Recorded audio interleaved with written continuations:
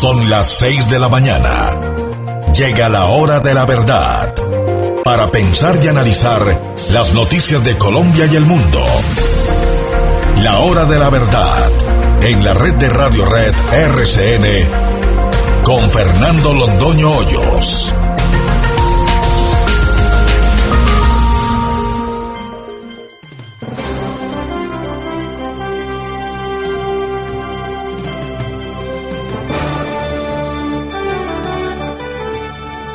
Muy buenos días. Hoy es lunes 10 de febrero de 2014. Esta es la hora de la verdad y estos son temas y asuntos que trataremos en la grata compañía de ustedes durante las próximas horas. Bienvenida la voz de Anserma, que cubre Manizales y que cubre gran parte del eje cafetero de Caldas, en Risaralda también. La voz de Anserma, una ubicación privilegiada para la hora de la verdad. Bienvenidos. Volvimos a Manizales. Desde hoy, Alianza del Pacífico en el Atlántico.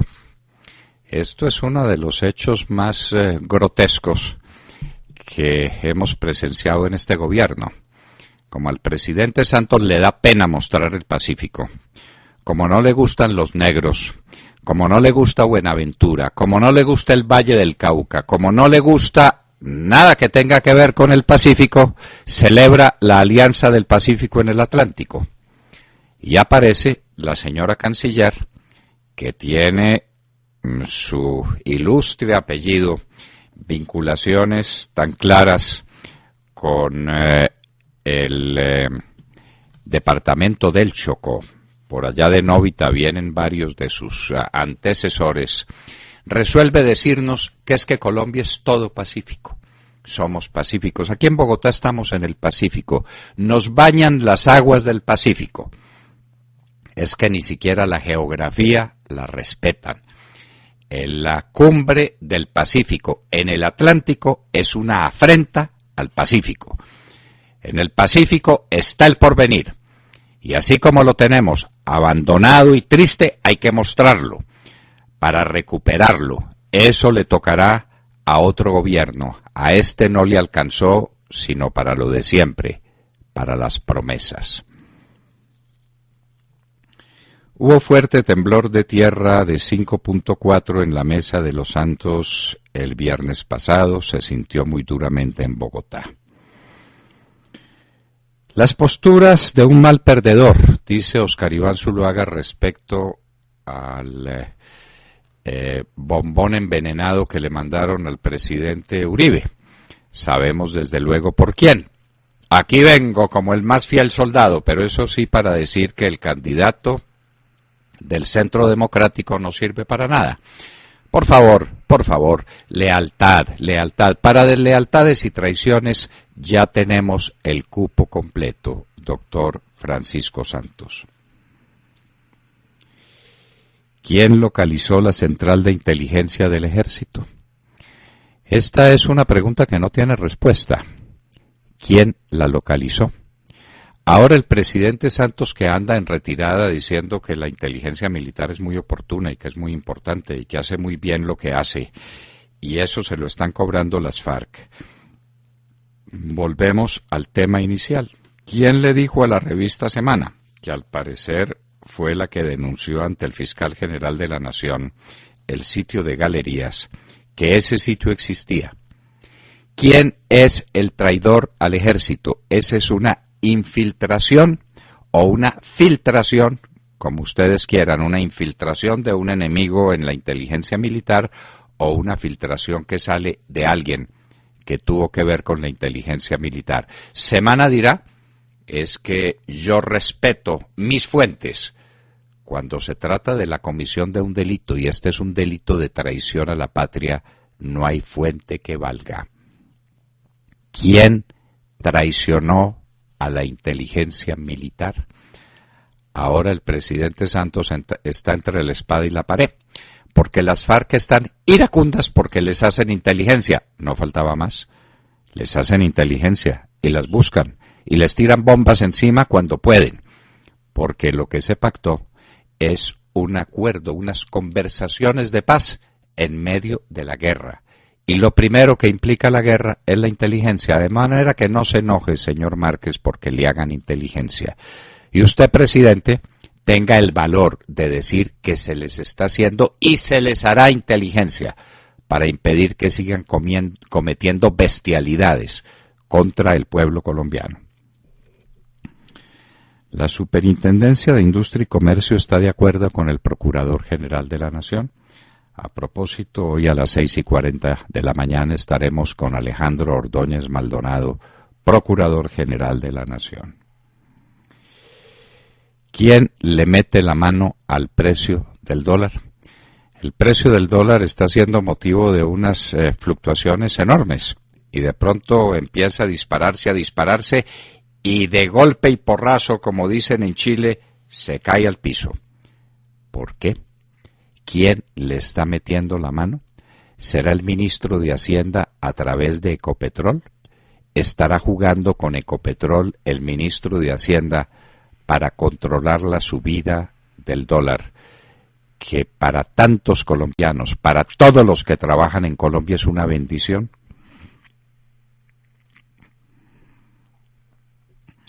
Aceptamos el desafío de Rudolf Homs. Nos hace un desafío. Nos dice que las cosas cambiarían mucho en Colombia si dijéramos que es abominable que a personas como Aida Abella, como el representante Cepeda, como a Piedad Córdoba, como a Carlos Lozano, como a toda la extrema izquierda, es abominable que llegasen a matarla. A Rudolf Homs, como nos escribió en El Tiempo, le contestaremos en El Tiempo, pero le diremos que en poco nos ocupa. Nuestro pensamiento,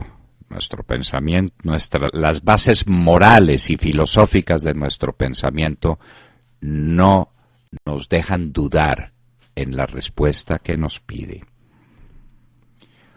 Ojo con el departamento de Sucre. Aparecen por toda parte los gatos. Yair Acuña, el ñoño Elías, Julio Miguel Guerra, Antonio J. Correa. ¿Qué pasa con Sucre? La tenemos que defender. Sucre no puede quedar en manos de estas mafias. El departamento de Sucre hay que protegerlo, hay que restablecerlo en su dignidad, hay que garantizar su paz. Sucre es tierra de promisión, hay que defenderla. Lo que más escasea en Venezuela, todo.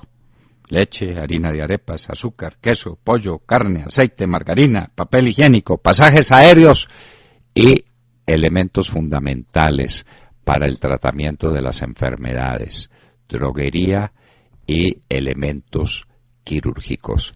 Todo falta. ¿Por qué? Se los explicaremos a ustedes. Caen exportaciones a los Estados Unidos en la módica suma de $5.000 millones. Es que se dice fácil. Eso es tanto como 2 veces lo que exportamos a España y como todo lo que estamos exportando a la comunidad andina. Y lo perdimos en un año doloroso para las exportaciones colombianas, el 2013. Sigue el enredo del presidente Santos entre la inteligencia lícita y la ilícita. Ahora ya no sabe qué hacer, ya no sabe qué decir. Vamos al mundo internacional.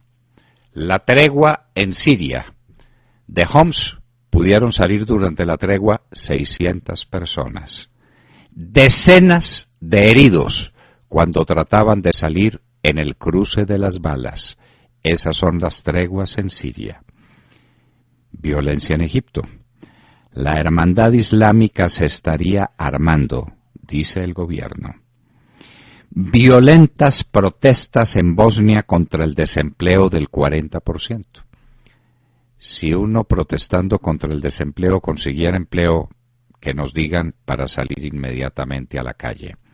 La gente desesperada con un 40% de desempleo salió a las calles de Sarajevo y produjo muchos desórdenes y graves daños. Los niños del baby boom se jubilan todos. estamos cumpliendo el tiempo exacto en que esa generación, la generación que siguió a la Segunda Guerra Mundial, cuando volvieron centenares de miles de soldados del frente de batalla y produjeron después el llamado Baby Boom, con el encuentro explicable con sus esposas, se están jubilando. Dicen algunos que eso impedirá la recuperación económica de los Estados Unidos. Un estudio que ha dado a la luz prensa asociada. Siguen fuertes lluvias y tormentas en los Estados Unidos y Gran Bretaña. Y en un día como hoy, 10 de febrero, la reina Catalina Howard, otra de las esposas de Enrique VIII, es condenada a muerte. Contaremos esa historia. Son historias para contar y para recordar. Sería la última de las esposas a las que Enrique VIII condena a la muerte. Para la otra no tendrá tiempo. Moriría primero el rey Enrique. De todo esto y de mucho más hablaremos con ustedes en las próximas horas, en la Hora de la Verdad.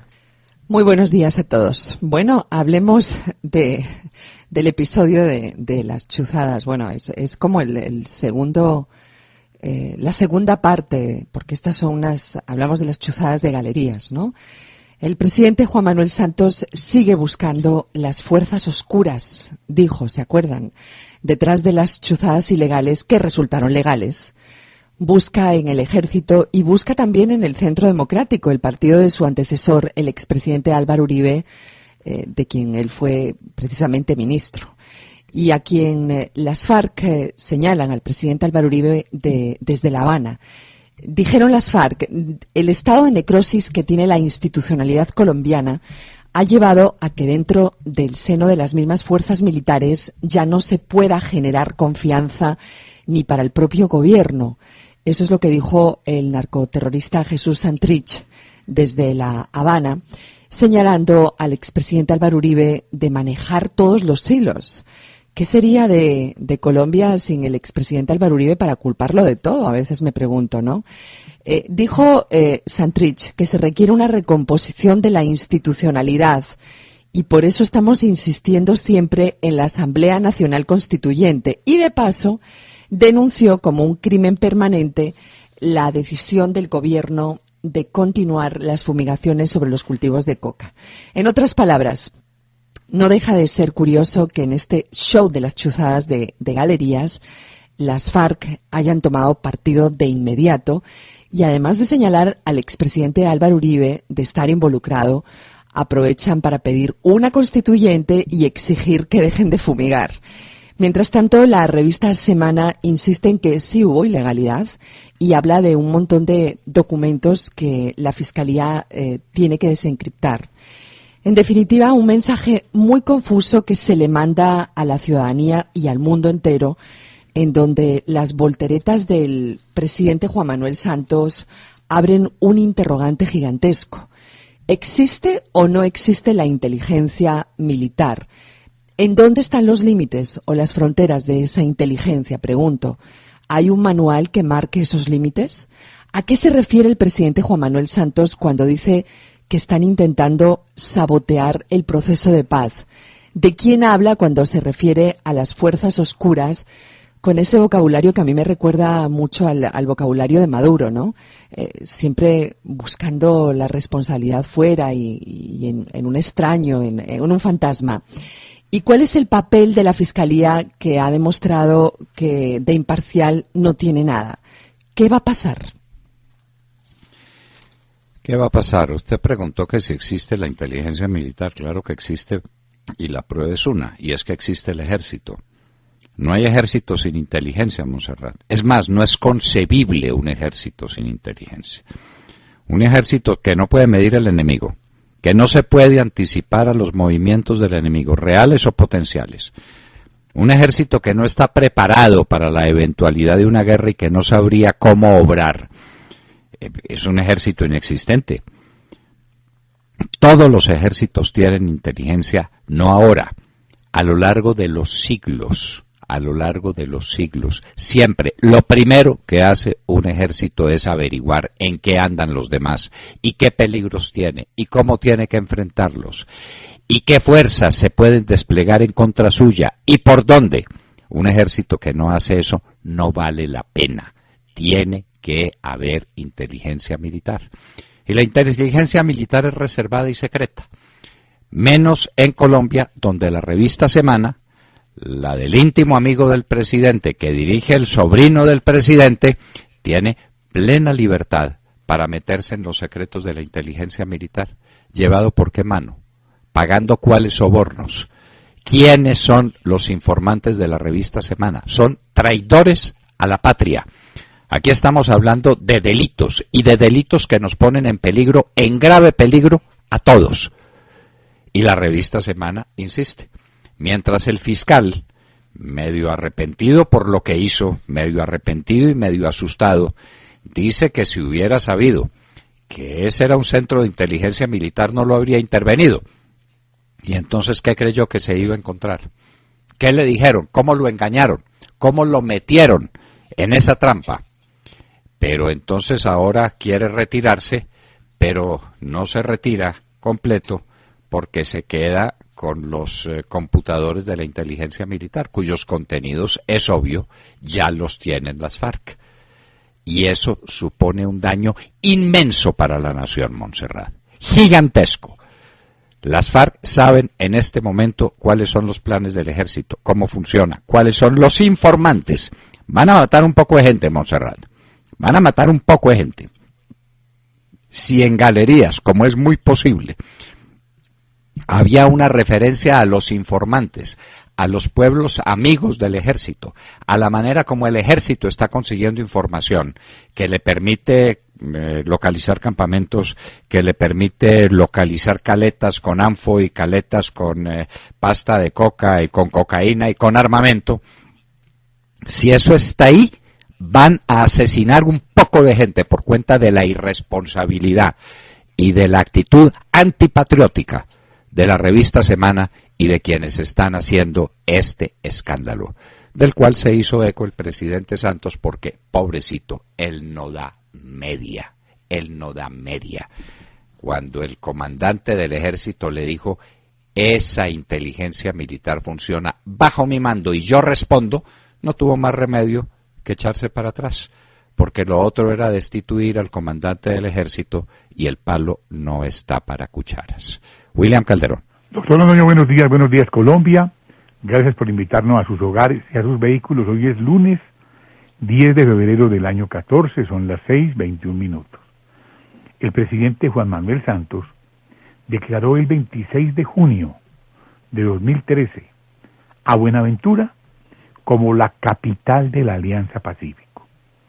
Dijo Santos, he venido a declarar aquí, hoy, en forma solemne, a Buenaventura como la capital del TLC. Recalcó que la Alianza Pacífico obliga a los inversionistas a mirar a Buenaventura. Nosotros tenemos la obligación de ofrecerles esas facilidades mínimas para que se vengan a instalar aquí y crear más empleo. Esta apertura hacia el Pacífico ya es un hecho, y en ese proceso Buenaventura tiene que jugar un papel fundamental como principal capital de la Alianza Pacífico. Pero inexplicablemente, el tema de la Alianza Pacífico lo trasladaron para el Atlántico, para la señora María Ángela Holguín. Colombia, toda Colombia es pacífico. Recordemos que los abolengos de la señora Holguín provienen de la más rancia estirpe chocuana. Sus mayores tienen a Novita como su patria chica. El alcalde de Cali, Rodrigo Guerrero... Novita. El alcalde de Cali, Rodrigo Guerrero, se declaró sorprendido y ante la estatua de Sebastián de Belalcázar, dijo que este hombre señaló el Pacífico, mientras Santos mira el Atlántico. El alcalde de Buenaventura también se pronunció en el mismo sentido. El presidente de la Cámara de Comercio de Buenaventura dijo, Aquí vinieron a ofrecer el oro y el moro, un verdadero cambio, y no se ha visto nada. Trasladaron todo para Cartagena de Indias, a la casa de huéspedes ilustres, para esconder la pobreza del Pacífico. Para el presidente y su canciller, el Chocó no existe, ni Tumaco. Dejaron a Sebastián de Belalcázar solo y señalando el Pacífico. ¡Qué desprecio, doctor Londoño! Si no tenía Buenaventura medios para recibir a estos visitantes, Cali sí los tiene. Y Cali sí está al pie del Océano Pacífico. Cali sí es Pacífico y camino del Pacífico. Una ciudad hondamente ligada al futuro en el océano del futuro, que es el Océano Pacífico. Pero tenía que hacerse alguna visita a Buenaventura, porque Buenaventura es el Pacífico y eso somos. Ese cuento de la canciller, desde que todos somos pacíficos y entonces Cartagena también es pacífico, no deja de ser un chiste de mala ley, de mala ley. Sus ancestros vienen de Novita, y debía decirlo ella, Novita. Debía decirle ello con mucho orgullo. ¿Y por qué no? ¿Por qué va uno a desdecirse del lugar donde nacieron sus abuelos y sus bisabuelos y sus tatarabuelos? Estaban haciendo unas tareas como ingenieros muy prestantes en Novita cuando nació allá don Jorge Holguín. Y entonces, pues, esa es la historia. ¿Sí? Maravilloso, doctor, maravilloso. ¿Sí? Doctor, ¿quiere escuchar lo que dijo en su monserga el presidente Santos en Buenaventura? Oigámoslo. Por eso he venido a declarar aquí, hoy, en forma solemne, a Buenaventura como la capital de la Alianza Pacífico. ¿Cómo le parece? Bueno, Buenaventura es la capital, pero la reunión se hace en Cartagena. Sí. Claro. La casa de huéspedes ilustres. Claro, en la casa de huéspedes ilustres, y entonces allá está la escuela naval, y entonces Santos se acuerda cuando tocaba, ¿qué era lo que tocaba? La gaita. Sí, él tocaba gaita cuando ejercía.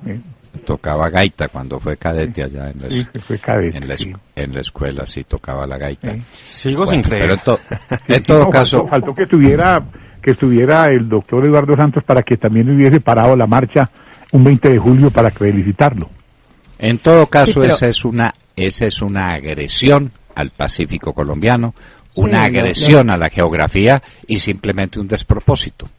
Sí, lo dijo el alcalde Guerrero, ¿no? Que es un tema de significado simbólico, ¿no? Que el sitio físico es importante. Que bueno, que no es gravísimo, pero pues intentó ser diplomático, pero evidentemente... ¿Cómo que no es gravísimo? Pues claro que es gravísimo. Jessica López. Hola, muy buenos días para todos. 6:26 en la mañana. Les cuento que una noticia que no ocupa los titulares de la prensa mundial, pero que a nuestro modo de ver es fundamental para la economía de los Estados Unidos, tiene hoy que ver con un estudio que publica la prensa asociada, en el cual se indica en términos generales que la economía estadounidense se prepara para hacer frente a un aumento sin precedentes en el gasto público en pensiones y ayudas médicas, cuando los 78 millones de ciudadanos que nacieron entre 1946 y 1964, considerada, como usted lo dijo, como la etapa del baby boom, la generación que surgió tras la Segunda Guerra Mundial, empiece a jubilarse a partir de los 62 años. En la actualidad, según indica el informe, el gasto público en seguridad social y asistencia sanitaria supone el 8% del PIB. La Reserva Federal estima, por otra parte, que el porcentaje llegará al 9,5% en el año 2015 y al 13% en 2030, año en el que todos los nacidos en el baby boom tendrán más de 65 años. Por ello, hoy, sí, los titulares de la prensa estadounidense indican que adoptar con valentía las medidas necesarias para evitar que sean, como siempre, las futuras generaciones las que carguen con los problemas que los van a dejar los mayores, los ancianos, es hoy el llamado urgente que le hace la Reserva Federal al Capitolio y, por supuesto, al señor Barack Obama a la Casa Blanca. Eso, Jessica, no tiene misterio. El problema del mundo desarrollado es que se está envejeciendo. Y cuando se está envejeciendo, muchos están retirados y muchos sin haber formado sus capitales, los capitales que les permitan vivir el tiempo de su jubilación, el tiempo en que ya no trabajan. Entonces el Estado acude con fondos del Estado, es decir, con fondos de las futuras generaciones, para pagar estos retiros. Entonces, cada vez menos jóvenes están soportando las pensiones de jubilación de un número creciente de retirados, de pensionados. Ese es el problema del sistema, que lo dicta gente de muy buen corazón, pero de muy corta inteligencia, como diría Ronald Reagan. Hay que hacer cálculos y hay que saber hasta dónde eso es sostenible y cómo es sostenible.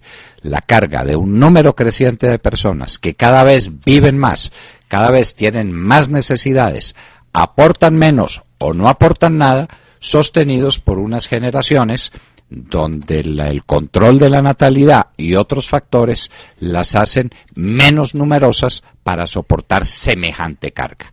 Ese es el gran problema del futuro de la economía y de los estados del bienestar. Ese, precisamente, el que usted menciona. Sergio Gel. Doctor Londoño, muy buenos días para usted y para todos nuestros oyentes. Pues hoy vamos a hablar precisamente de estado, pero no de bienestar, del estado de escasez, porque hoy amanecemos concentrados en la dramática situación de desabastecimiento por la que atraviesa Venezuela, de la que ya se hacen listas de qué es lo que más escasea en el vecino país, que enfrenta una política de control de precios absurda que ya hace la situación insostenible para varios productos, no solamente productos básicos, muchos productos en el mercado están escaseando, pero vamos a ver, el control de precios obliga a los vendedores a no vender, así de raro y absurdo como suena, porque si venden lo hacen a pérdida. Dicen muchos de ellos que es una situación insostenible. El otro problema que está agravando esta situación es la escasez de dólares, pues es muy difícil para los importadores acceder a la divisa para pagar a quienes exportan hacia Venezuela. Y para quienes prestan servicios a Venezuela también, no solamente para los exportadores, como Avianca, lo veíamos la semana pasada, enfrenta una compleja situación por cuenta de la deuda de $300 millones que tiene Venezuela con la aerolínea. Y aquí entramos a revisar entonces el top 10 de los productos que más escasean en Venezuela, y en efecto los pasajes son uno de esos productos. Venezuela debe a las aerolíneas $3.600 millones.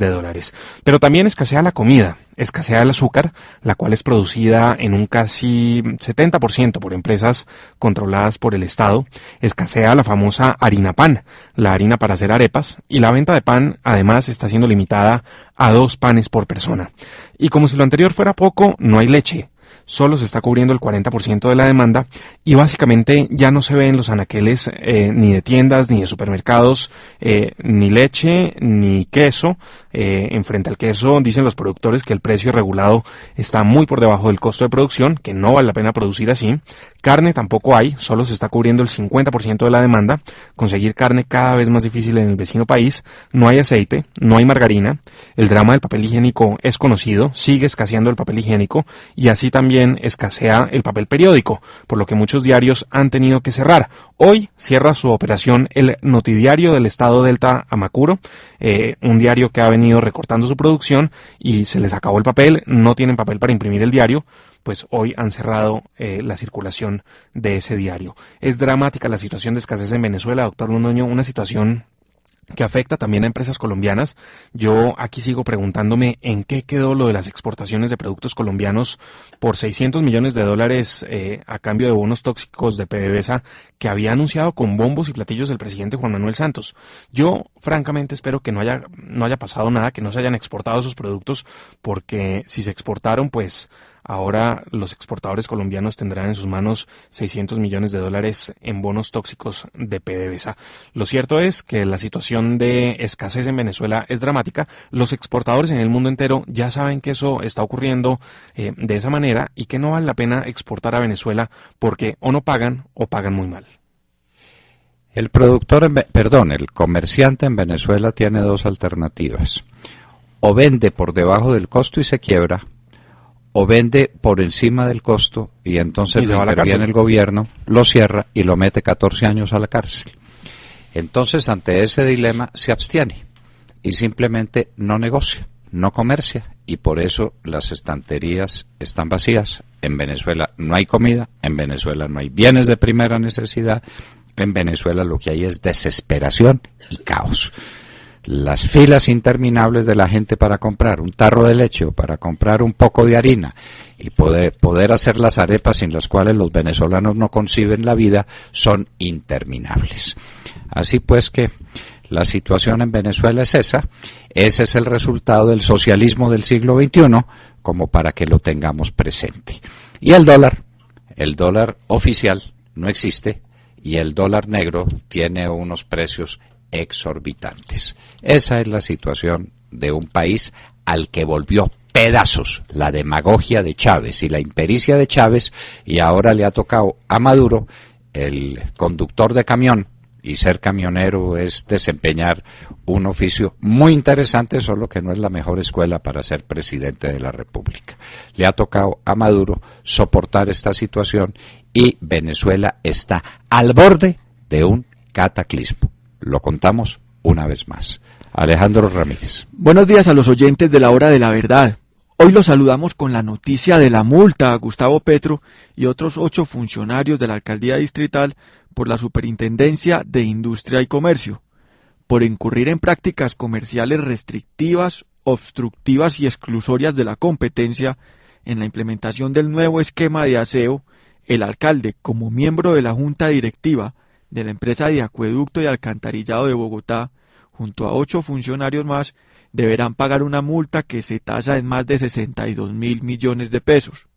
Concluye el informe redactado por Germán Vaca, delegado para la protección de la competencia de la Superintendencia de Industria y Comercio, que con el nuevo modelo de aseo de Bogotá, los funcionarios incurrieron en competencia desleal, conducta sancionada por la ley.